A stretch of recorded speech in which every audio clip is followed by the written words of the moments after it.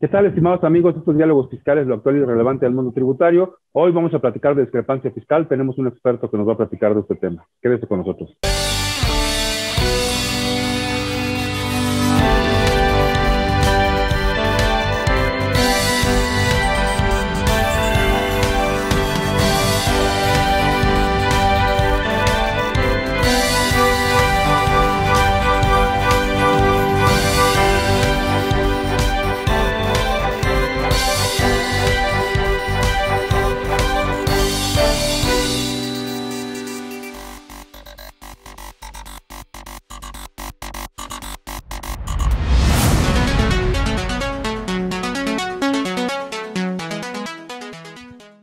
Bien, pues como comentamos en la introducción de este programa, hoy vamos a platicar de discrepancia fiscal, un tema sumamente importante y de la que tenemos que estar muy al pendiente las personas físicas. Y nos acompaña otra vez, como ya lo he hecho en ocasiones anteriores, el maestro Rogelio Martínez Santana, a quien le agradezco mucho que esté con nosotros. Maestro, muchas gracias por acompañarnos. Contra doctor, gracias por la invitación. Gracias. Y hoy con todo este esquema de comprobación fiscal, con estos cambios al Código Fiscal que obligan prácticamente a todos los mayores de edad a estar inscritos al registro de contribuyentes, con los cambios en el régimen de salarios, con una serie de enlaces que está haciendo el sector financiero con el Servicio de Administración Tributaria, pues se volverá más frecuente y será más común que la autoridad inicie procedimientos de discrepancia fiscal. Y bueno, pues muchas veces la gente, los que nos dedicamos a esto de los impuestos, algunos utilizan el término discrepancia para decir que hay diferencias, pero la discrepancia fiscal es una y está contemplada en la ley de renta. ¿Qué es la discrepancia fiscal para la gente que nos está siguiendo este día? Bueno, realmente la discrepancia fiscal la manejas cuando, primero, tus deducciones son mayores que tus ingresos. O sea, que estás gastando más de lo que ganas o que estás gastando y no reportas ningún ingreso. Ese es uno de los puntos importantes. Pero yo voy más allá, ¿no? De los errores que cometemos comúnmente, que más adelante los iremos comentando. Ok, y la ley del impuesto de la renta, el artículo 91, dice que la discrepancia fiscal es un procedimiento que lleva a cabo la autoridad fiscal cuando en un año de calendario, que coincide con el ejercicio fiscal, una persona física tiene más erogaciones que ingresos declarados. Y hace esta primera referencia para hablar de discrepancia fiscal. ¿Qué deberíamos entender por ingresos declarados? ¿Qué debemos entender por erogaciones? ¿Y dónde se da esta famosa discrepancia? ¿Cuándo es que la ubica la autoridad? Sí. Bueno, con respecto a los ingresos, es ingresos no declarados contra declaración en ceros, que son dos cosas diferentes. A ver, primero, ingresos, sabes que estás gastando, pero no me estás reportando que tengas algún ingreso, ¿no? Ese es ingreso. ¿A qué me refiero? De que tú estés facturando alguna operación lícita, claro está, y que le estés reportando al SAT, porque el SAT lo que quiere es recaudar sobre qué, sobre tu utilidad, sobre una base de impuesto. No la estás declarando. La otra discrepancia que hay es, tú dices, no tuve ingresos, pero emitiste SFDs a 10, 15 personas, en donde estás reportando que tuviste cierta cantidad, voy a poner una cantidad, por decirlo así, 200,000, pero tú le dijiste que no tuviste nada de ingresos. Entonces, ahí también entramos en una parte de discrepancia fiscal, y ahí no estamos reportando un ingreso que realmente tuvimos. ¿Y qué son erogaciones? ¿Qué son deducciones? Todos aquellos pagos que tú realizas, todas esas erogaciones que tú realizas para cumplir el objeto de la generación de ingresos, en este caso de tu actividad, ya sea de tu profesión o de tu oficio. Okay. La ley del impuesto de la renta, cuando habla de erogaciones, dice, a veces entendemos, hay quien los entiende como gastos, pero dice, bueno, sí son los gastos, pero además de los gastos, dice la ley de renta, también deben considerarse como erogaciones las inversiones, la adquisición de activos fijos que puedas realizar, o de activos de cualquier otro tipo que puedas tener, fijos o no fijos, y los depósitos en cuentas de cheques, ahorro, inversión, y desde 2014, pues también los depósitos que puedas hacer a tus tarjetas de crédito. Entonces, todo ese conjunto de erogaciones comparado con los ingresos declarados, lleva a la autoridad fiscal a que presuma que hay esa discrepancia famosa. ¿Cómo se dan estos procedimientos en la vida real, en la vida práctica? En la vida práctica, ¿qué es lo que hacemos?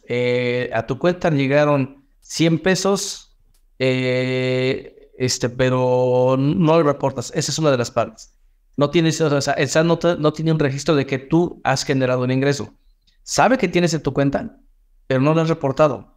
Ese es uno de los problemas que tiene. Y dice, a ver, tienes muchos gastos. Para que me entiendan un poquito más los que nos están viendo, es Un ejemplo, las tarjetas de crédito para que con eso nos atendamos.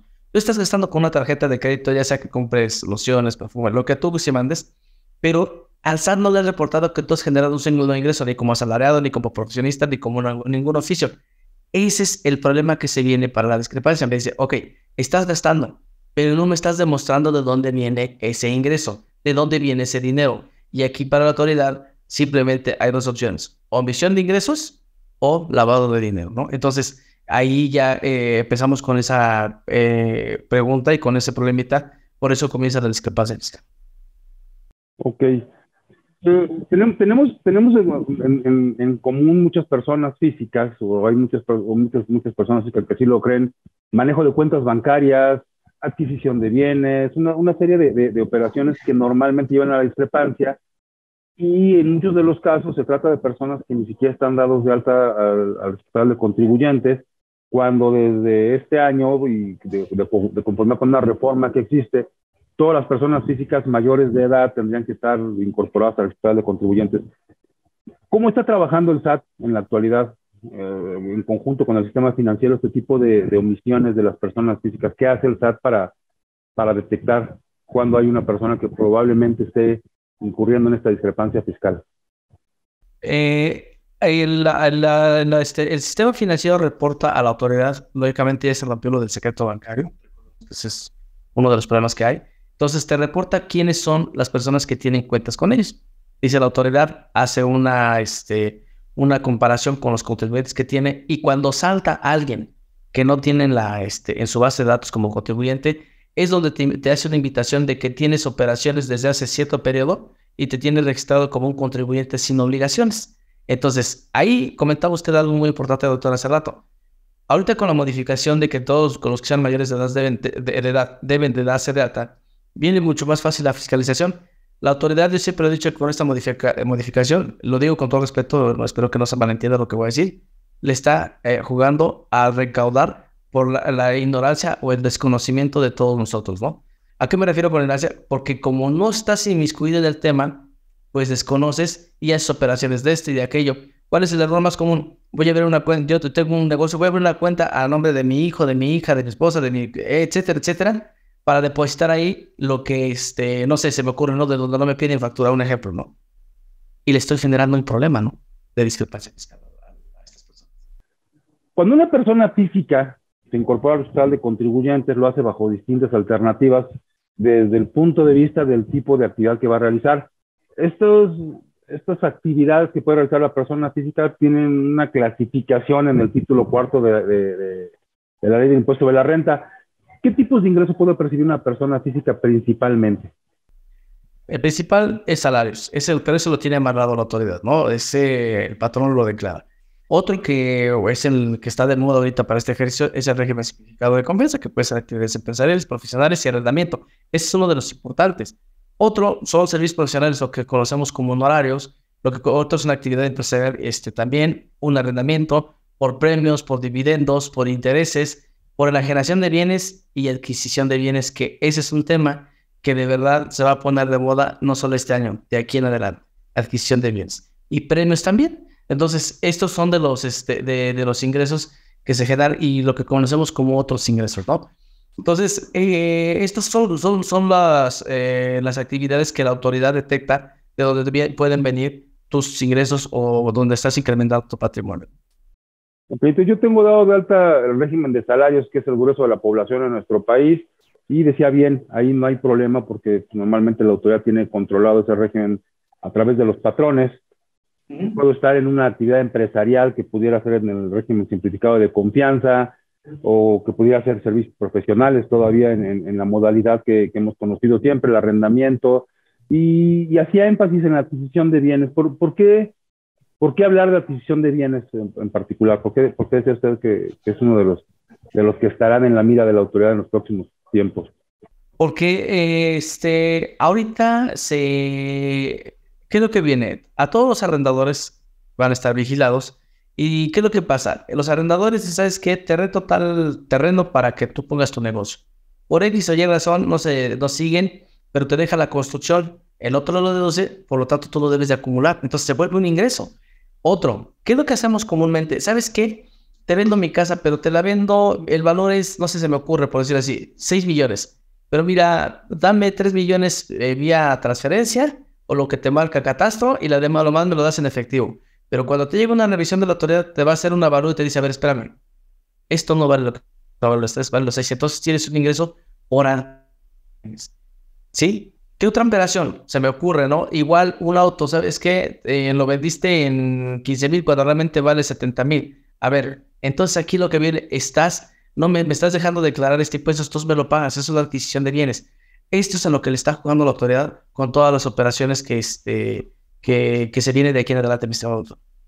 Sí, que es una operación que ha ocurrido comúnmente, ¿no? Normalmente esa subvaluación, ese subcontrato que se hace y en el cual pagas una parte y otra parte la pagas de alguna manera distinta. Lo que usted está diciendo es que se va a fiscalizar de una forma más importante, ¿no?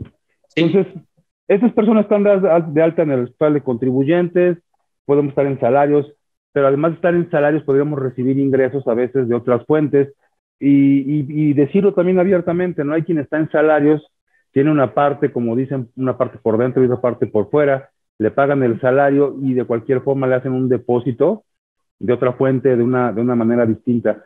¿Cómo podría vincularse esto con la discrepancia fiscal de la que estamos platicando el día de hoy? Comentó algo hace rato usted, doctor, por los bienes que estamos adquiriendo. Porque, un ejemplo, yo te estoy declarando 100 pesos, bien, tengo mis ingresos, mis deducciones perfectamente, pero por otro lado, yo estoy asociado en algún club deportivo, yo estoy llevando a mis hijos en escuelas particulares en donde me están emitiendo un CFDI por cada pago que yo realice. Oye, pero es que no está relacionado con el RFC, posiblemente no, pero con la CURP de tus hijos sí, y es donde está enlazando la autoridad. Se me ocurre que compras, bueno, que ya lo de los automóviles en efectivo ya como que está muy limitado, ya no le veo tanto problema por ahí, pero otros gastos, por ejemplo, se me ocurre el avión, entonces es donde está vinculado a la autoridad todas estas operaciones, ¿no? Todas las compras en efectivo. Recordemos que hay el artículo 76 en su fracción 15, que cuando nosotros tenemos operaciones de más de 100,000 pesos, nos reportan o tenemos que reportar. Esa también es de donde viene la discrepancia fiscal, porque a veces nada más nos hemos enfocado en el 91, pero hemos dejado de lado esa declaración. Uno de los temas principales en la discrepancia fiscal de la que usted nos ha comentado es la omisión de ingresos. Sí. ¿Cómo está actuando la autoridad? Digo, ha estado en la ley siempre ese artículo de la discrepancia fiscal, pero me parece que hoy con las fuentes de información que son mucho más certeras, mucho más ágiles, más rápidas, la autoridad puede detectar con mayor facilidad la omisión de ingresos y lo hemos visto con algunos contribuyentes. ¿Qué está pasando en la realidad con este tema? ¿Cómo lo detecta la autoridad? ¿Qué tanto está ejerciendo presión respecto a las personas físicas? De hecho, ya comenzó con muchas revisiones. Yo he tenido la oportunidad de ver cómo hay ciertas personas que hay bancos pequeños que te llaman tu cuenta de ahorro de tal, ya no voy a decir marca, simplemente voy a decir de ciertas tiendas de electrodomésticos que te dicen, abre tu cuenta, haces las famosas remesas, los famosos traspasos. Entonces, ¿qué dice la autoridad? Empieza a vincular tu nombre, como lo que comentábamos hace rato, no dejar de ser sector financiero, lo vincula como, con su listado de contribuyentes y donde salta la diferencia es donde dice, a ver, aquí tuviste operaciones de tal monto, demuéstrame, me debes, ¿de dónde sacaste este dinero? Y te hace una invitación para que te vayas a regularizar, ¿no? Sí, claro. Digo, el sistema financiero es la principal fuente hoy que tiene la autoridad, e incluso cuando hay depósitos y no está una operación declarada ante el SAT, el banco sigue notificando los depósitos en efectivo por más de 15,000 pesos, y bueno, pues se genera este tipo de movimientos. Pero hay otro tipo de temas que usted menciona, que platicamos antes del programa. Por ejemplo, las compras ficticias. ¿A qué nos referimos con esas compras ficticias que pudiera llegar a tener un contribuyente y que pudieran ser fuente de identificar una discrepancia fiscal? Y aquí hay una muy importante, doctor. ¿Qué es lo que pasa? Se me ocurre, yo tengo mi RFC en alguna tienda y en algunas tiendas al final del año se les olvidó facturar o simplemente tienen que sacar cierto inventario y me hacen una factura a mi nombre, un CFD a mi nombre. Entonces, ¿qué es lo que pasa? Esa operación no se llevó a cabo, pero al tener un CFDI a mi nombre con cierto valor y cierto número de mercancía, se me está generando un inventario. Y no solamente la parte esa, a los trabajadores. ¿Qué está pasando con muchos trabajadores? Les están timbrando patrones que ellos ni siquiera conocen. les están generando una discrepancia. ¿Por qué? Porque por un CFDI están generando por decir, a los trabajadores un ingreso que no tuviste. Y ya estás obligado a declaración anual. Y no lo declaraste, entonces es discrepancia fiscal y la autoridad te va a cobrar ese impuesto. Por el otro lado, tienes un inventario. Oye, pero es que te llegan y te revisan. Te toca esa mala suerte. No tienes inventario, ingresos omitidos porque ya no lo tienes, pero sí tuviste la operación. Entonces, son muchas bases o muchas fases, si lo queremos así, ver que la autoridad tiene para poderte fiscalizar y poder generarte un esquema de discrepancia fiscal. Y es cierto, hay ocasiones en que los trabajadores tienen ingresos declarados que jamás percibieron y ocurre esto con mucha frecuencia, se dice, porque algunos patrones que llevan a cabo operaciones inexistentes o simuladas, de alguna forma se hacen de bases de datos de trabajadores, donde viene incluso el RFC, la CUT del trabajador, su número de seguridad social, y les expiden comprobantes fiscales que corresponde a un trabajo que nunca llevaron a cabo, con la idea de generar subsidio al empleo, con la idea de justificar cierto tipo de gastos, de conceptos que nunca han ocurrido. ¿Cuál sería aquí la recomendación para los trabajadores? Porque normalmente pues, soy trabajador y no tengo nada que ver con el SAT, el patrón presenta mi cálculo del impuesto anual, entonces el trabajador normalmente no está al tanto, pero ¿cómo podría el trabajador darse cuenta de que no está siendo objeto de pues, podríamos llamarlo incluso suplantación de identidad o de datos fiscales? Lo más importante siempre es acercarse a un profesionista, a un profesional, a uno que se dedica a este rubro, un contador. Porque, a ver, contador, a veces el problema por el cual tenemos, vaya la redundancia, problemas con las autoridades, es precisamente porque nos cuesta o se nos hace difícil pagar el asesoramiento de un especialista en la materia. Aquí yo prefiero ser una persona que le pague al profesional, es decir, a ver, checa mi situación fiscal. Para eso te piden ya sea tu RFC, tu contraseña o tu fiel, y con eso checas tu situación fiscal. ¿Por qué? Porque ahí te va a decir quiénes son los patrones y te va a decir, a ver, ¿tú percibiste ingresos de este? Sí, perfecto. Metemos la declaración anual. ¿No lo percibiste? Bueno, entonces tenemos que hacer una aclaración ante la autoridad de que nosotros no percibimos ingresos de este patrón. Y ya con eso tienes el antecedente. Si la autoridad no te responde, bueno, tú tienes el antecedente de que lo reportaste en tiempo y forma. Y con esto tienes la oportunidad de no tener discrepancia fiscal con la autoridad y sin ningún problema. Sí, que podría ser una de las formas, ¿no? Y por ahí tenemos también el famoso visor de nóminas, ¿no? En donde de repente vale la pena hacer alguna revisión y ver si tenemos algún comprobante fiscal que hayan expedido a nuestro nombre, pero que no corresponda con operaciones que efectivamente llevamos a cabo. En este tema de la discrepancia fiscal, hay prácticas comunes de las personas físicas que no necesariamente son las mejores.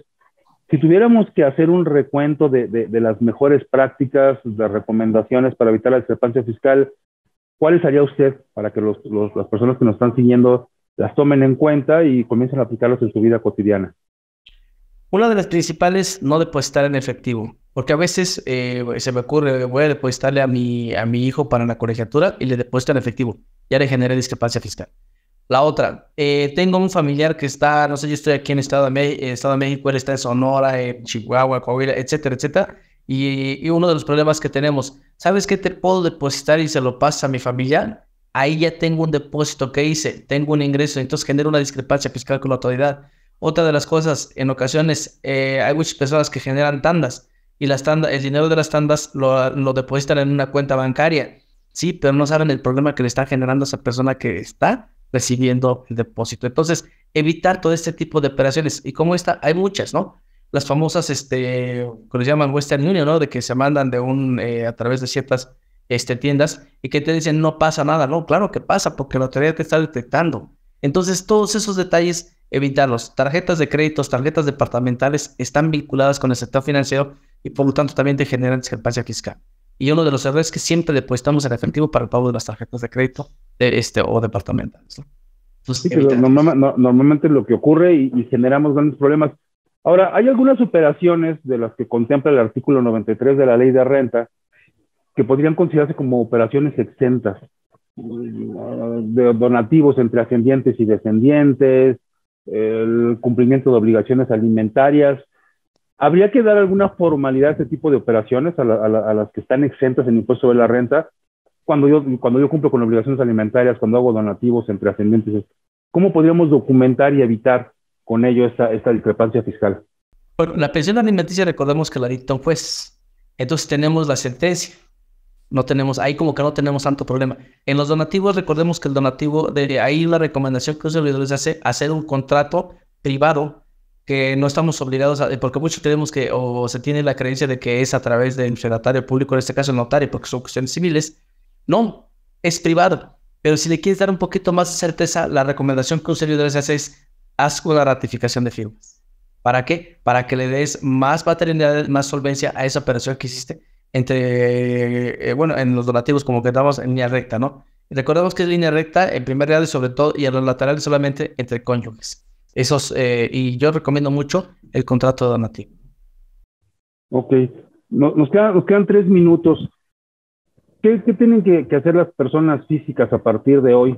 Porque de repente hemos visto en algunos medios que se ha hablado de los depósitos de 5,000, de 10,000, de 15,000. Me parece que no corresponde con la realidad. Pero ¿qué tienen que hacer las personas físicas? ¿Cómo tienen que llevar el control de sus finanzas y el control de sus obligaciones fiscales? Sobre todo hablando de personas físicas que quizá no están ni siquiera dadas de alta y que hoy tienen la posibilidad de hacerlo en un régimen con bastantes bondades como es el régimen simplificado de confianza. ¿Qué contexto podríamos darle a esas personas físicas que hoy no están regularizadas ante el SAT? Yo lo que les recomiendo es que se den de alta. Miren, en ocasiones entiendo que a veces nos cuesta trabajo pagar el impuesto, pero creo que sale más barato a veces pagar el impuesto que generarte una discrepancia con la autoridad. Porque recordemos que cuando ya la autoridad te revisa no solamente es el impuesto, son multas, recargos y actualizaciones, ¿no? Entonces, se te eleva mucho. Llega un momento en que te puede ser hasta más del 100% de lo que tú generaste de ingreso o por esa operación. Entonces, dejar de usar esas prácticas de el no pasa nada, dejar de llevarse por las personas que, pero lo debo de decir, ¿no? Que están en Facebook, que están en los TikToks, que te dicen no pasa nada si depositas 1,000, 1,500. Dejar de hacer una declaración a través de esas personas que con todo respeto no conocen del tema y lo único que te genera son problemas, ¿no? Acercarte al especialista y pedir una asesoría con un profesional, decir, a ver, yo tengo estas operaciones, ¿qué puedo hacer para que no me afecte en mi actividad y sobre todo para no generar discrepancia con las autoridades? Acercarse. Créeme que es más barato el costo de la asesoría de un especialista que las multas que te puede emitir la autoridad. Y sobre todo, recordemos que te puede embargar las cuentas y te puede embargar los bienes. Entonces, y dependiendo del monto, te puede aplicar también la ley de decisión de dominio. Entonces, sí lleva un poquito más allá el no tener controlado todo tu patrimonio, estimado doctor. Sí, totalmente de acuerdo. Totalmente de acuerdo. Creo que tiene que haber un control financiero de las personas físicas y sobre todo si están llevando a cabo actividades económicas, bueno, incorporarse al Registro Federal de Contribuyentes y contribuir, pagar impuestos, porque me parece que lo más, además hay esquemas que hoy son bastante bondadosos, generosos con el pago de contribuciones. Maestro, pues como siempre le agradezco mucho que nos haya acompañado otra vez en Diálogos Fiscales y bueno, seguramente nos estaremos viendo en alguna otra emisión más adelante. Muchas gracias a toda la gente que nos acompañó. Los esperamos la próxima semana en una emisión más de Diálogos Fiscales. Hasta la próxima. Chao.